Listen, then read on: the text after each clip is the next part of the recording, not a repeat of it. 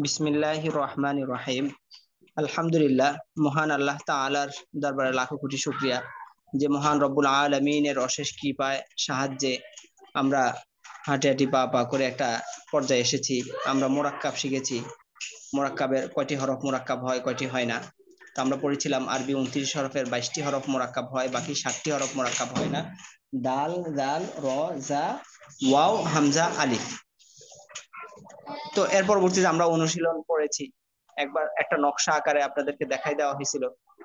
এখন আমরা পড়বো হলো দুইটাকে একসাথে করে দিয়ে এই পড়া, দুইটা একসাথে আসছে। যেমন বা জিম, জিম বা, ফা সদ, সদ ফা, কাফ শিন, শিন কাফ, আইন লাম, লাম আইন, ওয়াইন বা ওয়াইন, কাফ কফ, কফ কাফ, সিন হা, হা চাপ দিতে হবে। হ্যাঁ, এখন থেকে আমাদের ওই যে প্র্যাকটিস করতে হবে, আইন চাপ দিতে হবে। হ্যাঁ, হা সিন, তা দদ, দদ তা, খ জিম, জিম খ,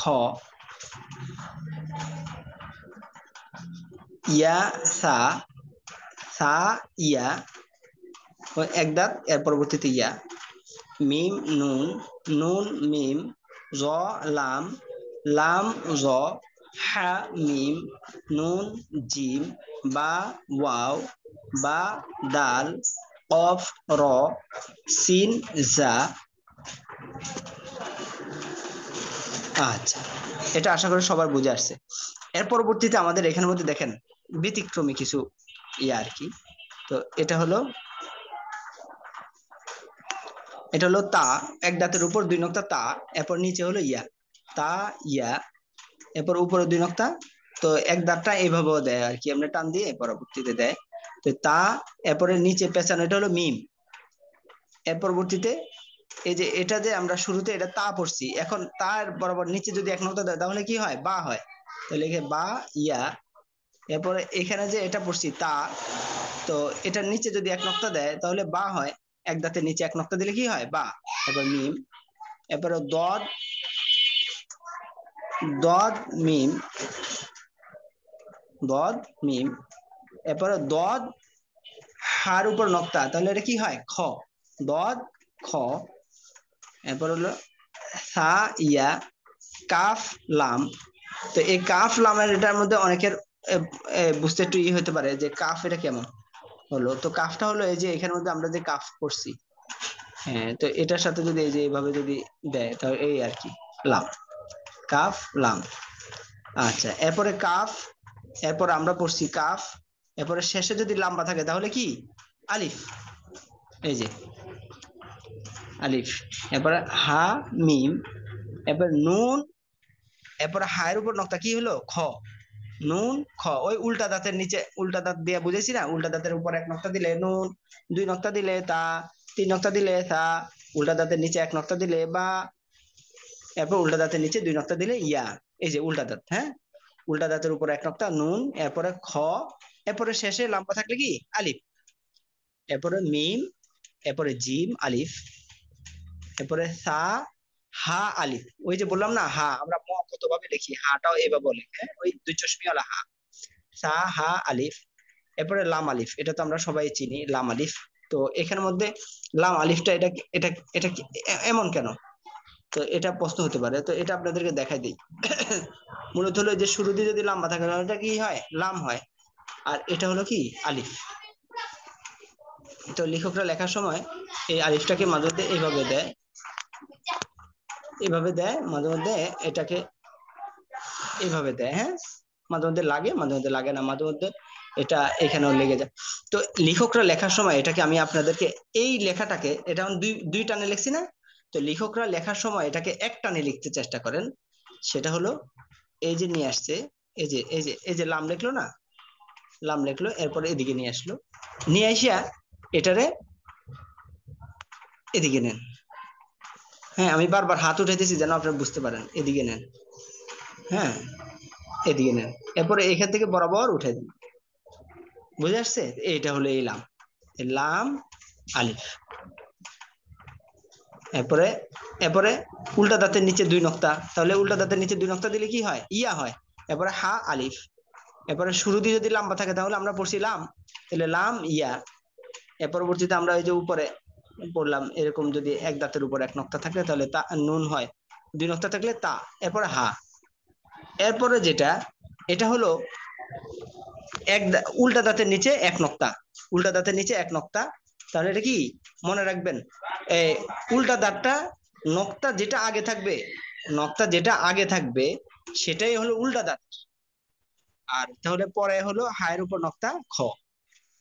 আচ্ছা,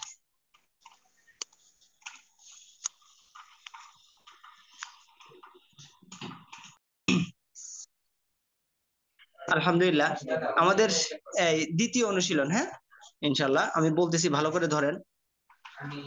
বিসমিল্লাহির রহমানির রহিম। তলাম বা, কফতালাম, সদ মিম দাল, জিম হা র, কফলাম মিম, সিনহা মিম, তাজিম দাল, আইন কফ দাল, খবা র, নুন আইন তা, শিন ফা আইন, ফা দদ লাম, দদ হা কাফ, মিম জিম দাল, ফা সদ লাম তা, লাম আইন লাম কাফ, তা কফ লাম তা, আইন লাম কফ তা, নুন আইন মিম তা, জিম আইন লাম নুন, ইয়া ফা আইন লাম, ইয়া কফ ইয়া নুন, নুন বা তশিন, কাফ লাম মিম তা, ইয়া নুন কফ লাম বা, তা মিম লাম কাফ, বা নুন আইন মিম তা, ইয়া তা কাফ লাম মিম, ইয়া ফা কফ হা ওয়াও আলিফ, ইয়াসিন। এখানে ফা নকটাটা ওই যে আমার দেওয়ার কারণে মুছে গেছে আর কি, ওটা ফা। ইয়াসিন, তা আইন ফা র, বা ত শিন তা।